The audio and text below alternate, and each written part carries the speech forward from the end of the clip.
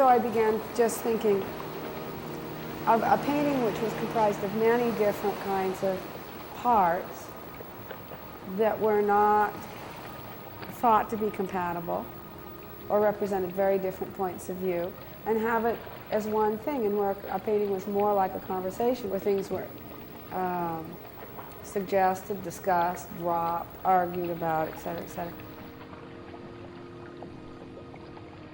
In 1984, Jennifer Bartlett began incorporating three-dimensional elements into her paintings for the first time. Houses, boats, and the ocean, which were already established within Bartlett's iconography, became sculptural objects whose flat, painted colors and simplified forms were modeled after the two-dimensional imagery in the paintings. In each set there'd be a painting in which everything appears, all of the three-dimensional things, like the weathered house and the canoe. This significant development in her work is exemplified in the large-scale installation Seawall.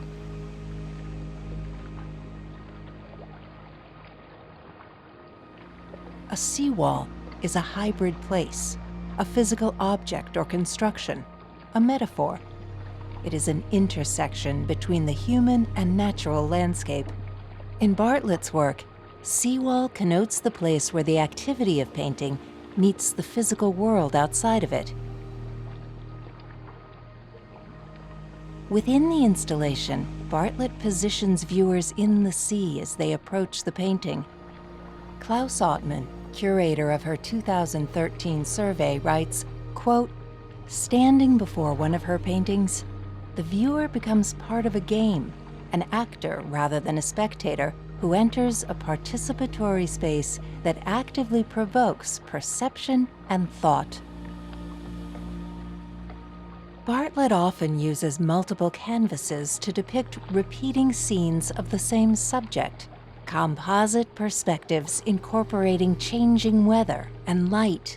Her friend, writer Joan Didion, attributes her mercurial canvases to her childhood in California, filled with light and color, gardens and pools, but tempered by an awareness that, quote, "any extraordinary morning, their house could slip its foundation in an earthquake, implode in a brush fire, slide from existence on a suddenly unstable slope."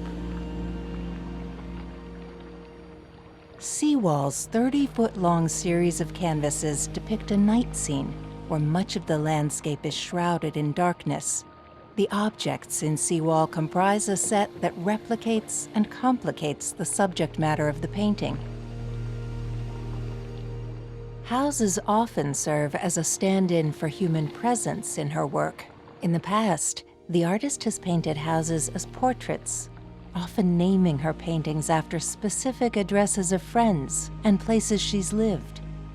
Standing in Bartlett's sea, viewers can begin to understand Seawall as a conceptual landscape that tells a kind of story, or perhaps presents a portrait of the artist herself as a composite of the built and natural environments.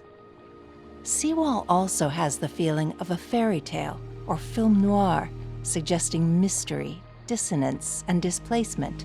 The installation is an invitation to viewers to imagine that Seawall has its own nocturnal life, after hours, when the gallery is closed and the objects enter a dreamscape brought to life in darkness.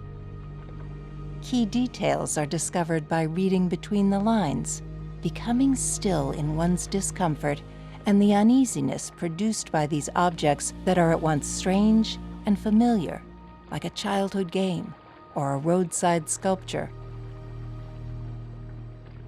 Jennifer Bartlett's artistic consciousness came of age amid the heated discourses of minimalism and conceptual art that dominated the art scene of New York in the mid-1960s. Often she employs idiosyncratic and predetermined systems to guide her creative and formal decision-making. I just sort of broke down what I thought aspects of painting were to line, shape, size of things, image. The process of doing it has taken over, so I don't have to think about the other thing anymore. Bartlett's process reflects the irrational encroaching upon the shores of the rational, and vice versa.